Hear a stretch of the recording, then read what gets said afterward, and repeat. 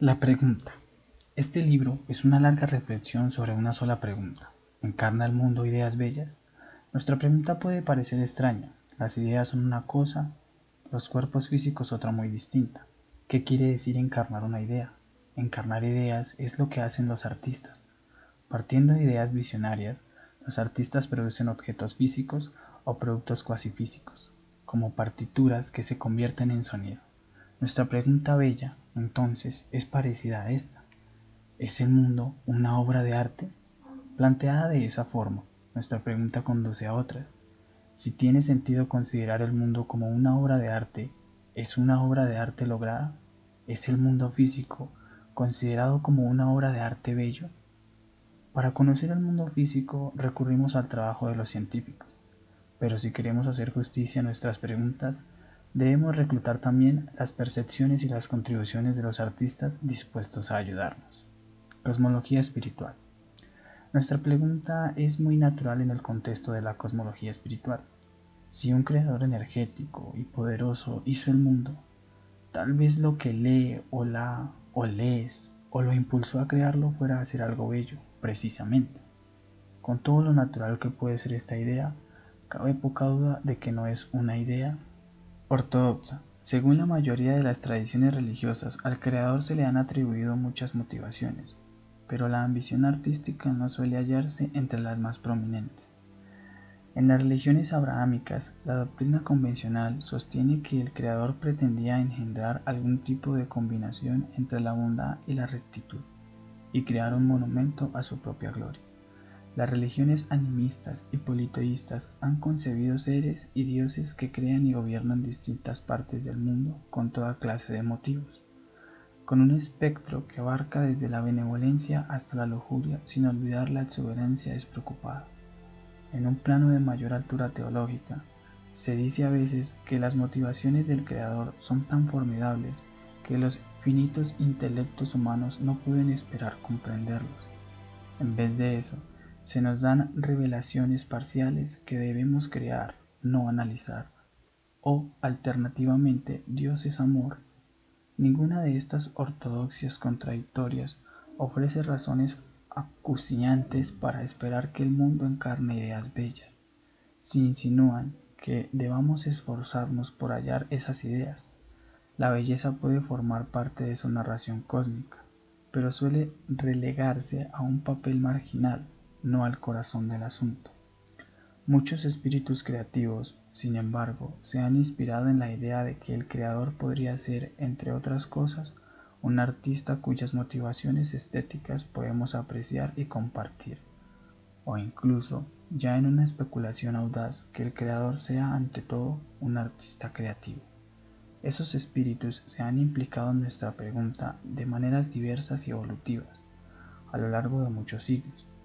Inspirados por ella, han generado una filosofía profunda, una gran ciencia, una literatura cautivadora y una imaginería impresionante. Algunos han producido trabajos que combinan varios, si no todos, de esos rasgos. Esos trabajos conforman una veta de oro que recorre oculta nuestra civilización. Galileo Galilei hizo de la belleza del mundo físico un punto central de su propia fe, y se lo recomendó a todos. La grandeza y la gloria de Dios brillan maravillosamente en todos sus trabajos, y puede leerse sobre todo en el libro abierto de los cielos. Como también hicieron Johannes Kepler, Isaac Newton y James Clerk Maxwell. Para todos estos buscadores, encontrar la belleza encarnada en el mundo físico, reflejando la gloria de Dios, era el objetivo de su búsqueda. Inspiró su trabajo y santificó su curiosidad.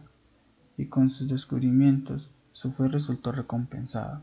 Aunque nuestra pregunta encuentra apoyo en la cosmología espiritual, también se sostiene por sí misma y por más que su respuesta positiva pueda inspirar una interpretación espiritual, no requiere ninguna. Volveremos a estos pensamientos hacia el final de nuestra reflexión, cuando estemos mucho mejor preparados para evaluarlos. Entretanto, el mundo puede hablar por sí mismo. Aventuras heroicas. Así como el arte tiene una historia con criterios en desarrollo, asimismo la tiene el concepto del mundo como obra de arte. En la historia del arte, Estamos acostumbrados a la idea de que los viejos estilos no están meramente obsoletos, sino que pueden seguir disfrutándose por sí mismos, y también ofrecer un contexto importante para los avances posteriores. Aunque esa idea resulta mucho menos familiar en ciencia, y aunque en ciencia está sujeta a limitaciones importantes, el enfoque histórico de nuestra pregunta ofrece muchas ventajas. Nos permite, de hecho, nos fuerza a proceder de las ideas más simples a las más complejas, al mismo tiempo explorando cómo los grandes pensadores lucharon y a menudo se perdieron. Ganamos perspectiva sobre la extrañeza inicial de unas ideas que se han vuelto por la familiaridad demasiado obvias y cómodas.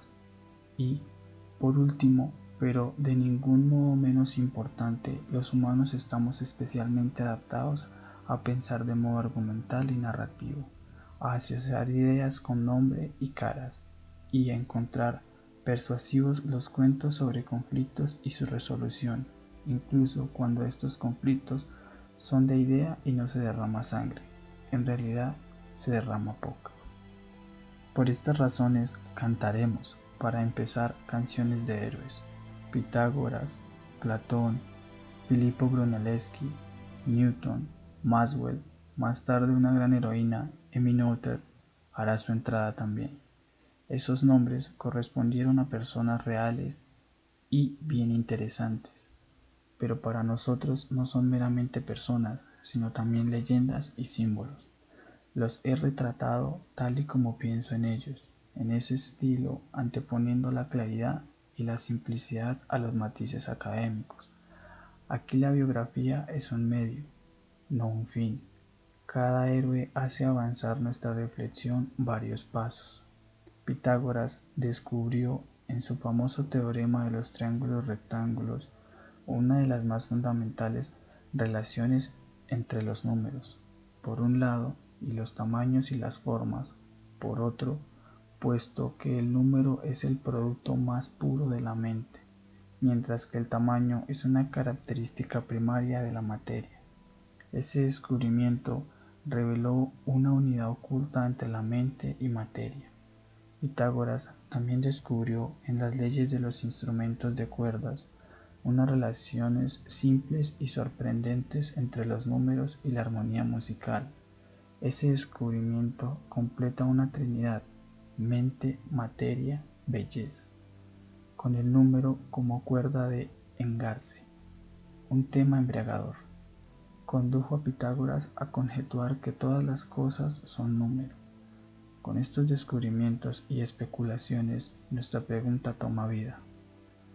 Platón pensaba a lo grande, propuso una teoría geométrica de los átomos y el universo, basada en las 5 formas simétricas que ahora llamamos sólidos platónicos. En ese modelo audaz de la realidad física, Platón valora la belleza por encima de la exactitud. Los detalles de esta teoría son por completo erróneos y, sin embargo, aportó una visión tan deslumbrante del aspecto que podría tener una respuesta positiva a nuestra pregunta, que inspiró a Euclides, Kepler y muchos otros hacia unos trabajos brillantes siglos más tarde. De hecho, nuestras teorías modernas y asombrosamente logradas sobre las partículas elementales, codificadas en nuestra teoría central, véase consumación cuántica, se fundamentan en unas ideas intensificadas de simetría que seguramente harían sonreír a Platón. Y cuando intento adivinar qué vendrá después, a menudo sigo la estrategia de Platón, proponiendo objetos de belleza matemática como modelos de la naturaleza. Platón fue también un gran artista literario. Su metáfora de la cueva captura importantes aspectos emocionales y filosóficos de nuestra relación como interrogadores humanos con la realidad. En su núcleo está la creencia de que la vida diaria nos ofrece una mera sombra de la realidad, pero que mediante aventuras de la mente y una expansión sensorial podemos acceder a su esencia, y que la esencia es más clara y bella que su sombra. Platón imaginó un demiurgo mediador que podría interpretarse como un artesano, que traducía el ámbito de las ideas perfectas y eternas a una copia imperfecta. El mundo que experimentamos, aquí el concepto del mundo como una obra de arte se hace explícito. Brunelleschi importó nuevas ideas a la geometría desde las necesidades del arte y la ingeniería. Su geometría proyectiva, que trataba de la apariencia real de las cosas, trajo ideas, la relatividad, la invarianza, la simetría, no sólo bellas en sí mismas, sino preñadas de potencial. Newton elevó el entendimiento matemático de la naturaleza a niveles completamente nuevos de ambición y precisión. Un tema común impregna el trabajo titánico de Newton sobre la luz, las matemáticas del cálculo, el movimiento y la mecánica. Es el método que llamó análisis y síntesis. El método de análisis y síntesis propone una estrategia en dos fases para alcanzar el entendimiento. En la fase de análisis consideramos las partes más pequeñas de lo que estamos estudiando, sus átomos, en sentido figurado. En un análisis exitoso identificamos partes pequeñas que tengan propiedades simples que podamos resumir en leyes precisas. Por ejemplo, en el estudio de la luz, los átomos son rayos de colores puros del espectro. En el estudio del cálculo, los átomos son infinitesimales y sus proporciones. En el estudio del movimiento, los átomos son velocidad y aceleración. En el estudio de la mecánica, los átomos son fuerza. Más tarde trataremos esto en mayor detalle.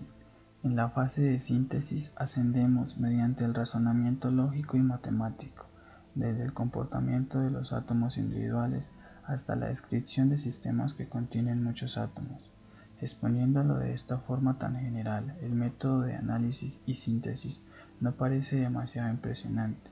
Está, después de todo, relacionado de forma estrecha con las reglas generales que se usan cada día, como por ejemplo para resolver un problema complejo. Divide y vencerás, lo que malamente supone una revelación electrizante, pero Newton demandó precisión y completitud de entendimiento al decir, es mucho mejor hacer un poco con certeza y dejar el resto para otros que vengan después de ti, que explicar todas las cosas mediante conjeturas sin asegurarse de nada. Y en los impresionantes ejemplos citados, alcanzó sus ambiciones. Newton mostró de forma convincente que la propia naturaleza funciona por análisis y síntesis. Realmente hay simplicidad en los átomos y la naturaleza opera en efecto dejándoles hacer sus cosas. También Newton, en su investigación del movimiento y la mecánica, enriqueció nuestro concepto de lo que son las leyes físicas. Sus leyes del movimiento y de la gravedad son leyes dinámicas, en otras palabras, son leyes del cambio. Las leyes de este tipo encarnan un concepto de belleza diferente a la perfección estática tan amada por Pitágoras y especialmente por Platón. La belleza dinámica trasciende los objetos y fenómenos particulares y nos invita a imaginar la amplitud de las posibilidades. Por ejemplo, los tamaños y formas de las órbitas planetarias reales no son simples, tampoco son círculos compuestos de Aristóteles, Ptolomeo y Copérnico, ni siquiera las casi exactas elipses de Kepler, sino curvas que deben calcularse numéricamente como funciones del tiempo y que evolucionan de maneras complicadas que dependen de la masa y de la posición del Sol y los demás planetas.